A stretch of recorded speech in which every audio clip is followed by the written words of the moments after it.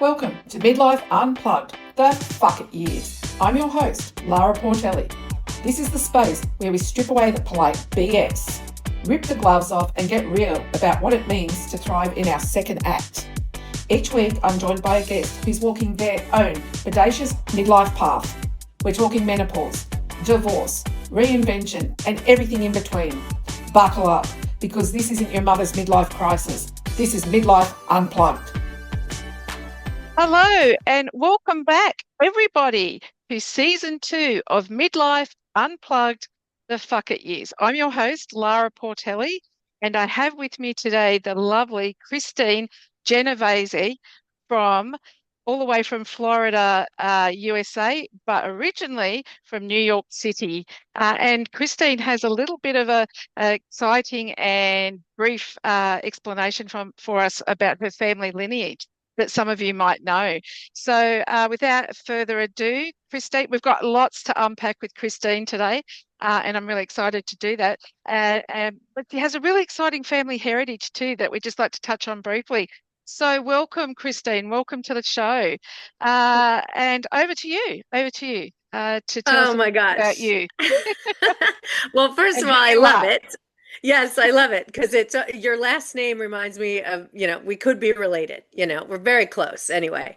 Yes, I'm originally from New York City and I do come by the nickname the spiritual gangster, honestly, because my great great grandfather was Vito Genovese, as in the Vito Genovese, one of the head of the five crime families in New York City. Now, Oh, I didn't actually goosebumps. meet him. I know, right?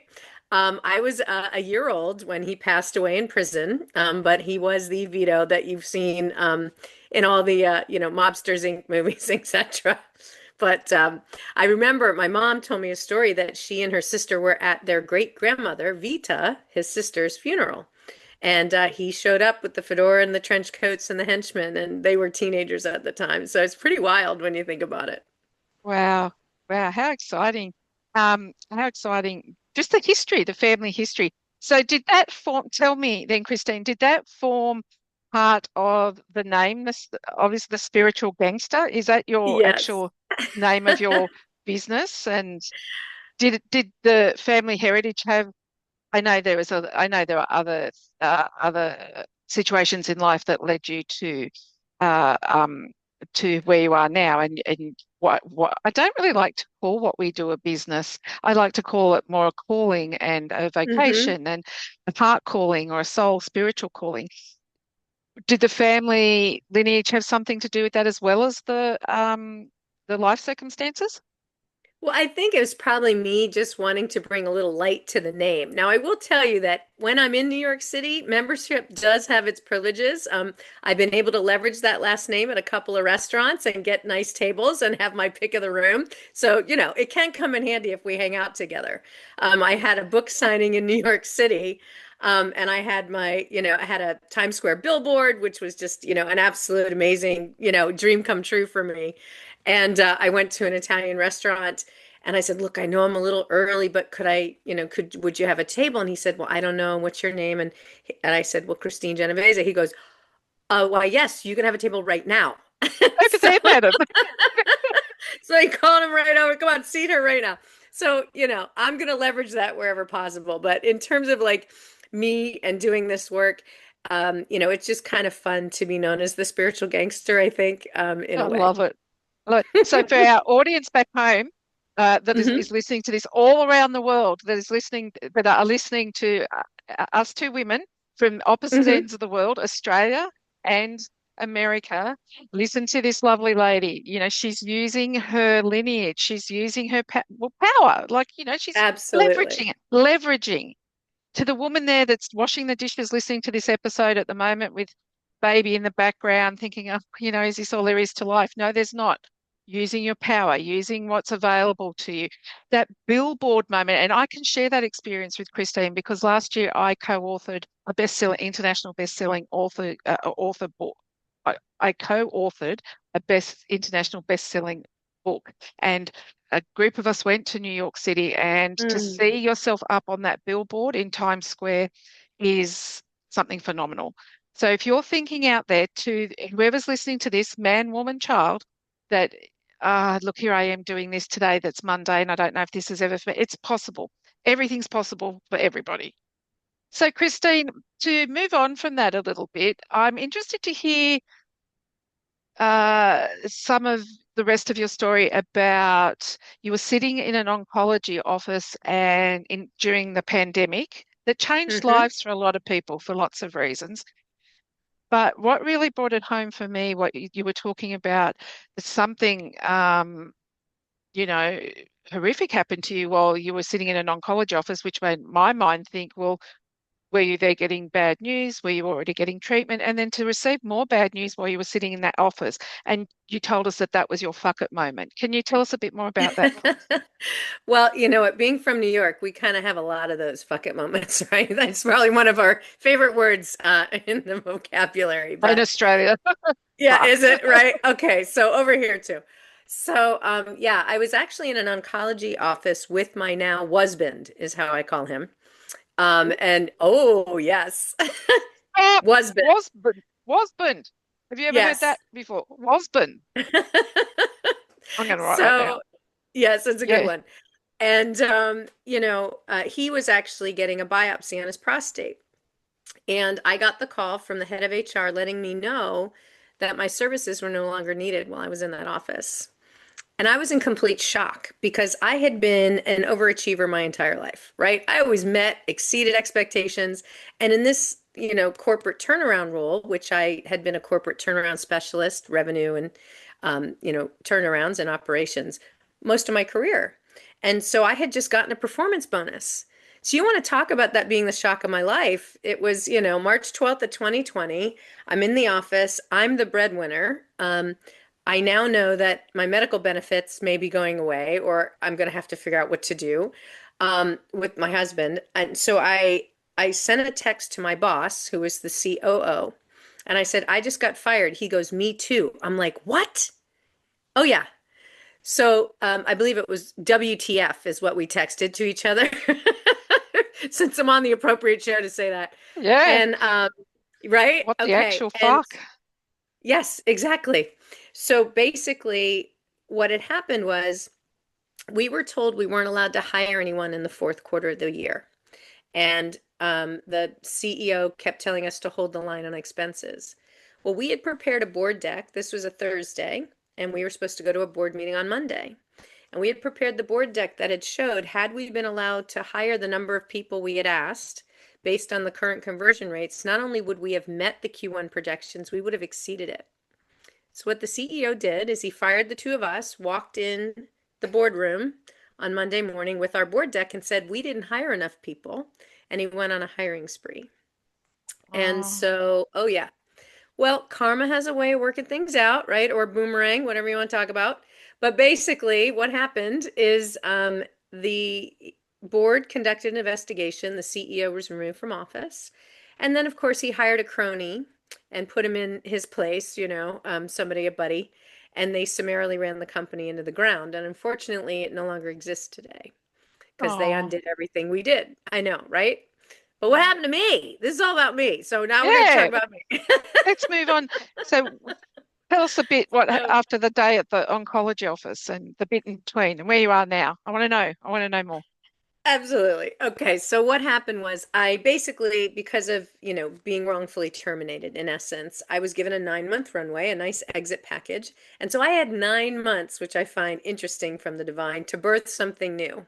And I really Whoa. feel, yeah, I really feel the divine plucked me out of corporate America for that purpose, because I'd probably still be there. And I spent a lot of time in prayer and meditation.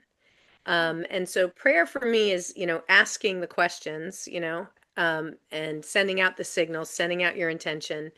And meditation is really listening for the answers. So I really think they work hand in hand. And I remember I had this one really powerful meditation where I had tears streaming down my face. And I just knew it would be soul crushing if I went back into corporate America. I knew what I know now is that that was my soul intelligence really screaming at me. And that's when the method, my healing method called the soul intelligence method, came through me, which is a neuroenergetic way of releasing stuck trauma, challenging emotions, self-limiting beliefs, old archetypes and patterns, all of those things up and out of the body. And so my method is, and my book is called Healing Through Soul Intelligence. And what it is it's founded in science. It's based on bioenergetics, which was founded in the 1950s by Dr. Alexander Lowen. And essentially, to me, it's like common sense. Okay. It basically says if something's going wrong in the physical body, then you're going to have discomfort in the mental and emotional bodies too. So basically, if you're not feeling great physically, mentally, emotionally, you're probably not doing so hot either, and right, and vice versa. And that's because emotions are supposed to be energy in motion. And when emotions pool or they get stuck and trapped in the body, that's when they start to cause dis-ease or dysfunction or dissonance in your frequency. And that's when the trouble starts. So essentially what my method does is it gets to the root cause of all illness, which is an underlying emotional root cause. So that's kind of it in a nutshell. Yeah, so it could be a variety of things that lingering in the body. Oh, for Fear, sure. abandonment. Um, Mhm. I mean, the list could go on, right? Which Oh, then, yeah. as you say, causes dis-ease in body. So for Yeah. our And so I audience, look at your physical body as really like the barometer to your subconscious mind, what's really going on. And the yeah, subconscious mind is what's running the show 95% of the time, which is good because we would stop breathing in the middle of the night, right? If we didn't have a subconscious mind. But that means we have to use 5% of our mind to change what's going on in the 95% of the mind. And so there are ways that you can do that. And my method is one of them is to bring that stuff up from the subconscious to the conscious so it can be actually released. And when I work with people, I talk about how everybody and everything is energy, right? And I think back in primary school, we all learned we're protons, neutrons, electrons, this electromagnetic field, right? Vibrating. And that means we attract things and repel things. Like we have this electromagnetic field around us. And that means that energy can get trapped in people, places, or things, just like it can get trapped in your mental, emotional, or physical body. And people are like, well, I don't get it. How is this, how can that happen? And I said, well, if you think about how we just naturally, like right now, we're streaming, like people are checking us out on YouTube or they're on social media. Things pop on our phone and we have, that's perfectly normal. It's all energy, it's all frequency. Even music, right? It's coming in on an energy and a frequency, and our ear is able to receive it, just like the computer is able to receive it.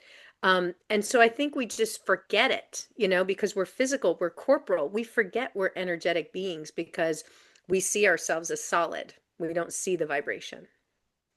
So exactly. that's kind of the basic tenet, to get people to understand. I talk about quantum physics and neuroplasticity and how to change those things and how I can shift this stuff for them. Yeah, exactly. So I love that. So was a lot of this through your own experience, Kristine? Did you do some study, a combination of both? How did you come about all this learning? I know you said you learned some in primary school, but obviously that's a while Yeah. ago. Did you do a combination of Sure. everything? So, for our listener out there that, hello to you out there again, everything's possible if you can combine life experience, work experience, and some study. How did you go about getting to where you are today, Kristine? Oh, for sure. Well, obviously I couldn't walk into a boardroom with a book of charts and a pendulum, which is what I use today, right? They would look at me like I had horns. But basically, I learned a method a long time ago of how to use a book of charts and a pendulum. And it was a method that was developed by a Baptist minister. So it was very strict and it was very religious. It didn't feel right to me. But I had the concept of using a book of charts and a pendulum. And that's when, during COVID, I really took the divine guidance, where it almost felt like I was remembering I knew how to do something. And that's the Mm, best way for me to describe it to you. mhm. And I put together this book of charts that I use today. That's about 30 charts. The method I learned a long time ago was maybe 15 or something like that, but it's about 30 charts plus, definitions of things. So it's really a reference text for people to be able to do the neuroenergetic healthcare that I provide. And like my mission is to take this method and see it in wellness centers and treatment centers across the country. So I get to work in the field of functional medicine today, which is really cool. Where, we're talking about integrative or functional medicine, where those practitioners treat the entire person. They want to look at you physically, mentally, and emotionally. And so once I remove the stuff that's been holding a chronic illness in place, because most of the doctor's visits today are for chronic conditions, things that just won't heal, then they're able to give the body what it needs to help it heal in the physical. And, I have the opportunity also to be the Chief Growth Officer for Nutritional Frontiers, which is a nutraceutical company. So that provides high grade supplements, like medicinal grade supplements and vitamins and healthy shakes and things like that to healthcare providers. So I'm actually able to partner, with Nutritional Frontiers so that we're helping to make the world healthy physically, mentally, emotionally, spiritually, energetically, in all ways. So it's a truly innovative company. It's functional medicine and looking at the body and the person holistically is what it needs to be about. Mm-hmm. Like Absolutely. as you say, by the time some people get to the doctor's office, it's beyond or nearly it's often in crisis situation. And if we can treat the body as the whole body, as you say, that is just so important, so important. And so many people put off going to the doctor, I think, through fear. Oh, for They sure. something might be already happening, and then, oh, I don't want to go. What will they find? And um, but I think if we can, as you're saying, functional medicine and treating everybody as a whole person, if we can keep moving in that direction, that would be really helpful to people, to take away some of that fear and or toughing it out. I don't know what it's like over there, but here it's I'm all right, I'm all right, I'm all right, I'm okay. And when people say, "How are you?" we all say good, even when we're not. Right. Yeah, I think Yeah, that's human condition. We do that over here too. You know, it's a yeah, it's a great effort to go to the doctor, but one of the things I share with people is, look, self-care is sacred, okay? It's not selfish. And if you're trying to take care of your family and, work and children and whatever, we have multiple responsibilities. If we don't take care of ourselves first, we're going to be drained, right? And so whether you're healing, a physical condition, a mental or emotional state, they're all connected. And in order to thrive and live the best life, you're going to want all of those things to be in balance. So I often tell people, working with me and doing a neuroenergetic session or a soul intelligence session is basically like you come to a chiropractor for a biomechanical adjustment and you come to me for a bioenergetic adjustment. They go hand in hand. If I get the energy out, then you'll be able to get an adjustment, you'll be straight, and you'll be in alignment, right? And you're going to feel much better. absolutely. And I was just thinking back to when I was a child. Like some of my nunna's, remedies and maybe your nonna's remedies too, they play a part too. It mightn't have been as medical as it is today. I think they knew what they were on about a bit as well. We have a saying in Australia, they knew what they were on about. They knew what they were talking about. They knew, and I think we've shifted away from a lot of that. They knew how to heal themselves because, Oh, for in sure.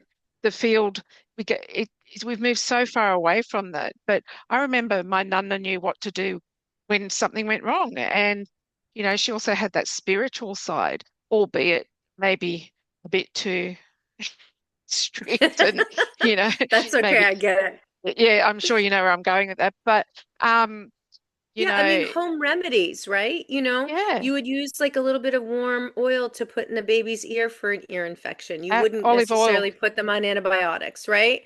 olive Or, oil. Yeah, yeah, you remember? yeah, Or you would, have an aloe plant for a burn and put yeah, the fluid, the sticky fluid from the aloe plant on the burn after you yeah. burned your hand, right? There are certain things that we knew, when you look back, basically, if you trace the money path, when the petroleum companies, decided they wanted to control healthcare, they started to come up with drugs. And so in those very large, wealthy families, several actually in the United States, wound up funding our medical schools. And then they Oh, discredited naturopathic medicine. So they discredited all home remedies, all homeopathy. Oh, Oh yeah, if you start following like the, you can pretty much figure out anything if you follow the money trail, yeah, right? And yeah. that's what happened back in Like the that money 30s. trail. That's so Yeah, true. Well, it's I also live. the same thing as when we eliminated, or minimized the companies that were producing cigarettes. Mm. Right? The cigarette companies then purchase food companies, and they use the same types of methods to get people addicted to processed food that they were doing with nicotine and cigarettes. Oh yeah, if you start following the money, it's absolutely fascinating. And that's when they came up with the fructose corn syrup and all of the dyes and all the stuff that we now know is not good for you. Um, Yeah, yeah. it's probably like And that. We've got sugar. Sugar's a big deal here in Australia. yeah, Yeah. because they've done all these experiments where they show that rats were more addicted to sugar than they were cocaine. That's how Wow. crazy addictive sugar actually is. So Mm. anyway, Yeah. there's lots of stuff like that you can follow, but I'm not strict. I'm like, look, there's a spectrum. Sometimes the body has held that energy in place so long, it needs help, right? From maybe a pharmacological way, right? Maybe the drugs. Mm. Before you can move to the path of doing something naturopathically. Sometimes naturopathic medicine will do it. Like I actually was working with someone, and I was doing a session, and when he came on, he had an oxygen like nose cannula in, and he had labored breathing, and he was kind of restricted to a recliner. And I was like their last ditch effort, right? They're like, we've tried everything. I've gone through the medical system, traditional, naturopathic, nothing's working. I still have this pain. They call it a phantom pain. And it was kind of in the middle of his chest, between his chest and his stomach. And I could tell he was in pain. By the end of the session, I could see that he had taken the nose cannula out, so he wasn't on his oxygen, and he was breathing more normally. But during the session, I looked to see, I said to him, I said, wow, you've been holding something like in the top of your stomach for not only yourself, but about 80 other souls, 80 other people. Wow. Yeah, and it's been in there for 50 years. 50, 50. And I'm like, it looks like it's a group. It looks, and I'm giving him details, and he said, well, I was in the Vietnam War, and there was an incident with my company, the Oh, group of men he was together, and he was holding that energy in place. And it's one of the reasons why no one can help solve this problem. So once I got that energy out, I asked him to partner with a naturopathic doctor and traditionally trained pharmacist, so he could get him on the spectrum, right? Traditional or what we call allopathic or naturopathic. And he started working with him, and he found that the antidepressant medication that the traditional doctors had given him, um, they in our country, if something is not working, we just give you more, right? Titrate up. And they had given him so much of this antidepressant medication that his stomach was producing too much serotonin. Now, serotonin is the happy hormone. He was not giggling his ass off, okay? He was in a lot of pain. Um, and so too much of a good thing is not good. Anyway, so we were able to give him something, GABA, which is an ingredient in one of our products that helps with, stress and things like that, to take the serotonin level down and counteract that. And I saw him pop on my calendar not too long ago. And so I was like, wow, what are you doing back here? He goes, I'm feeling great. I go, that's awesome. Why are you on my schedule? He goes, I want to keep feeling great. I'm like, that's amazing. And his wife goes, tell her what you did today. I go, tell me, Greg, what'd you do today? And he said he actually went out and used the snow plow, and they live in like a very snowy part of our country. And he used the, snow blower in the driveway. Now, this is a miracle because this man was stuck in a recliner with oxygen, not able to breathe. wow. And now he's in his 70s, and now he's out, snow blowing. She's thrilled. He's thrilled. But he got his health back, his life back. But that's how I partner with functional medicine to really help heal somebody and help them shift. And Okay, he so was so it's, depressed. He was contemplating, suicide and other oh things. Like dear. when I say end of the rope, right? So Mm. I'm just so grateful that the divine put this in my path. Yeah, absolutely. So for people at home against to thinking, you're sitting there in your recliner, there's no hope. There's always hope. There's always hope for that person out there. As Christine's saying, it may not be this modality. It may be a couple of modalities that you need, a couple of types of, functional medicine, other medicine. And sometimes you need to try a few things, it may not be always on the first go or the first visit. So, and as you were saying before, Christine, what's important to remember too, we don't get where we are in a week. That man was 50 people at home, 50 years, not 5 weeks Unbelievable. or Right. 5 years. He was holding all that in for 50. Was that one visit, did you say? So after the first visit, he was breathing normally. Now I worked with him probably about 4 additional sessions, right? Because there were other things and we're, complex beings. There's layers to us, right? And then I also had him working with the functional medicine doctor. So I think I did a total of 5 sessions in particular for him, but because it's been in there that long. But some people Absolutely. just have like, for example, like relief overnight. So I had this woman and she has a coaching practice. She's a health coach. And she said to me, "Oh, I don't know what's going on. I haven't had my period in 3 months, my menses. I haven't had my menses in 3 months. Um, I don't want my husband to touch me. I just don't feel attractive.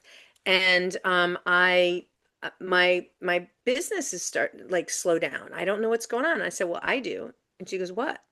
I said, "That's all in your sacral chakra. So you have 7 major energy centers in the body. So the sacral is where our sexual organs are.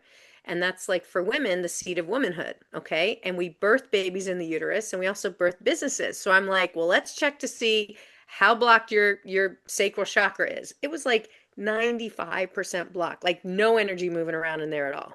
I said, well, no wonder. So I did a session for her. Okay. I cleared it all out. I got a text from her the next morning and she said to me, "Girl, you got everything flowing. I got my period last night. I let my husband hold me and I had 3 emails in my inbox from new clients." And I was like, yes, trifecta of goodness. So it can happen that quickly, right? It can happen after one session. So do you believe, Christine, that like the lady with the sacral blockage, for want of a better word, Hmm. because I can't think of anything else right now, No, it's perfect. the emotion wherever, without, breaching confidentiality, her Hmm. emotion went there because of something that happened. How does it know where to go in the body? I'm curious about that. Whatever happened in her life, it knew to go there because of past trauma. Because I noticed you talked too about as women, we look to sometimes we're overachieving to hide trauma, but it's there. Mm. So I'm Hmm. curious and to tell our viewers and our listeners, how does it know where to go in the body? Is it related to, they say I've got plantar fasciitis, does it go in my foot? Like, how does it work? Yeah, so I mean, our body, every body part, okay, and every illness has an underlying emotional root cause. Like even Okay. something that seems very like innocent or innocuous, like say you wake up and you've got a pain on the right side of your neck, okay? The right side of the body is male. Necks are about flexibility. So are you being inflexible with your mate or is he being a pain in your neck and inflexible with you? It's not just I slept wrong. There's probably something underneath that, and I think it's just unpacking what is underneath that. And you Uh-huh. mentioned the foot, like plantar fasciitis. Well, I had a doctor, like an MD, come to me and she was like, "Kristine, I haven't been able to walk on my foot in 4 months." I'm like, "You're a doctor, what are you talking about?" And she's like, "I've tried everything. Why do you think I'm calling you?" And I said, "Okay." So we did a session and I'm doing it. And I go, "What is with all of these men not supporting you, not allowing you to move forward?" It was her right foot. She's not, male side of the body. I looking it up and I'm like, "This is insane." And I said, "This has been going on. I think it started about 6 months ago. You said you can't walk for the last 4 months." She goes, "Oh my gosh. I am in a lawsuit with a bunch of contractors that did a poor work on my house. They didn't hold up their end of the contract. I now have a lawsuit and my attorney won't even call me back." And I said, "All right, well, let's clear this out." And so I told her we did it, and she also had a sinus infection, which is an irritation with someone who's particularly close to you. And so I had said to her, "Yeah, I know, right?" And she goes, "Well, yeah, I can't get my attorney to call me back." I go, "Well, that's probably your sinus infection, so let's work on that too." And so I did it. And the next morning she said, "Oh my God, Kristine, I am so embarrassed to tell you that I had to crawl to the bathroom. Like I couldn't put weight on my foot at all." She goes, "I got out of bed. I walked right into the bathroom. No problem." She goes, "My sinus infection feels like a cold." I go, "Good." I said, "Now that you can walk on that foot, you're going to use it to put it up your attorney's backside and call him next. That's your next phone call after me." And she said, "Okay, I promise." So Right. things can happen that quickly. So Yeah. to answer your question, how does the energy go know where to go? It depends on what you're holding and what's going on. I Yeah. mentioned the sacral chakra. We hold a lot of trauma there as women, you know. Mm. Also, if you look at how come so many men who retire get prostate cancer, again, that's the sacral area. There's not a lot of energy going on. They're not producing, they're not out hunting and gathering anymore. So they've lost their sense of purpose. So that's where the energy goes. So it really Oh, depends on what's going on. We talk about diabetes, like so many people are afflicted with that. That's not embracing the sweetness of life or not feeling loved, right? uh-huh. Depending on what type. So everything correlates back to Wow. the physical body. Oh my Lord. I know I got So much. It's chills. so We could go on exciting. about so much. I know. Wow. Wow. So much. So interesting. It really blows my mind. All that Well, knowledge.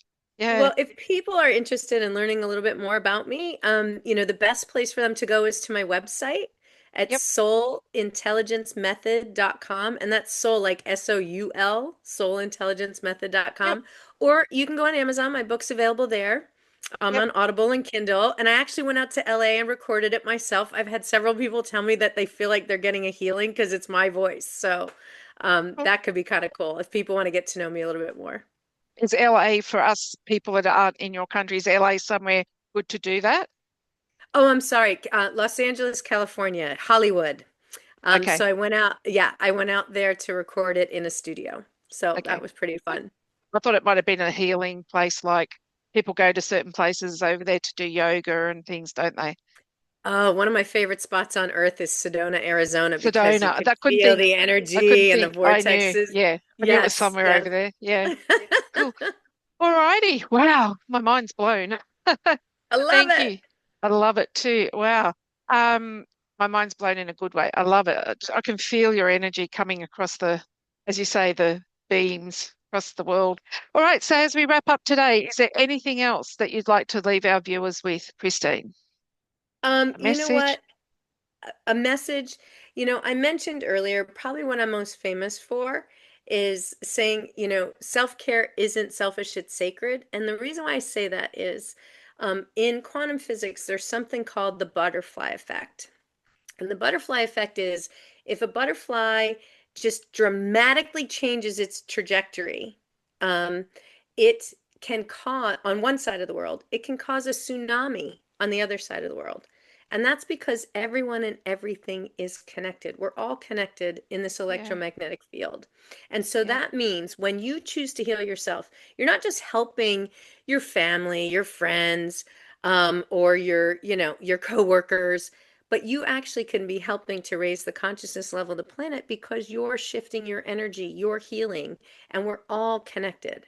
So I just encourage everybody to take that with them. And, if you're having a fuck it moment, just know there is hope, there is help out there. And I hope people would take me up on that. Absolutely. I didn't know that about butterflies. Yeah, it's called Thanks the so much. butterfly effect in quantum physics. So Okay. yeah, it's pretty cool. I can feel your great energy. It's amazing. Awesome. All Well, maybe right. we'll have to do a session sometime. We'll do it Absolutely. live and we'll like share with the world. Yeah, maybe I can come over or you can come over. Oh, wouldn't that be so?